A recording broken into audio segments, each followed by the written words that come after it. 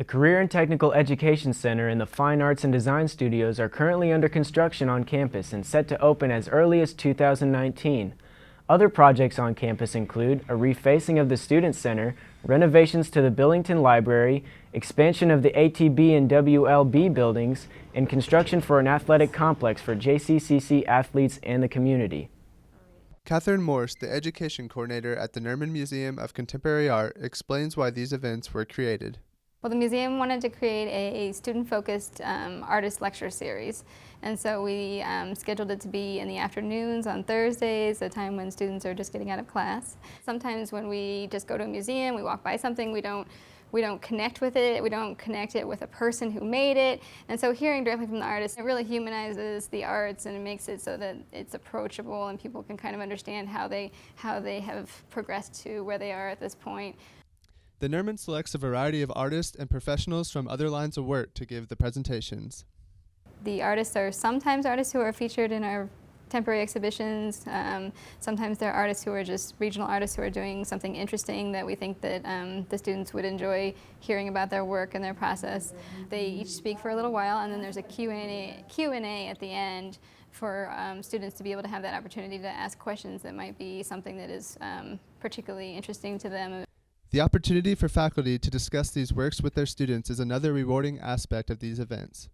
Allison Smith, the chair of the Art History Department, discusses the benefits of these presentations. And so the Nerman Museum tries to do these outreach opportunities for students, JCCC staff and faculty, so that they can incorporate the art collection into their teaching, and then of course the community at large is always welcome to attend these events. Competitive gaming is on the rise here at JCCC. Esports is essentially a competitive equivalent of football, but with playing video games. Nick believes that although the makeup of the sport appears different, the stakes are still the same. I'd say it's just as competitive, definitely not as focused on the physical aspect as more of the mental aspect. I'd say we're pretty close to being a full-blown student organization. We're working on some administrative stuff to get us funding for scholarships and whatnot. So, if esports sounds like something that would interest you, the club meets in the CoLab every Tuesday and Thursday from 5 to 8 p.m.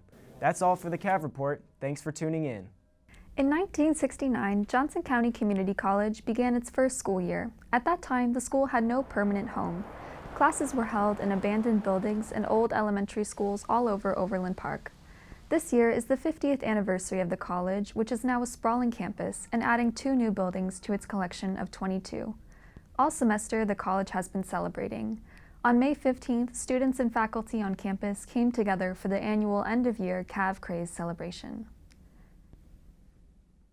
Earth Day was celebrated with a week of festivities on campus. Students harvested radishes from the campus farm, participated in a clothing swap, and even sorted recycling to celebrate sustainability.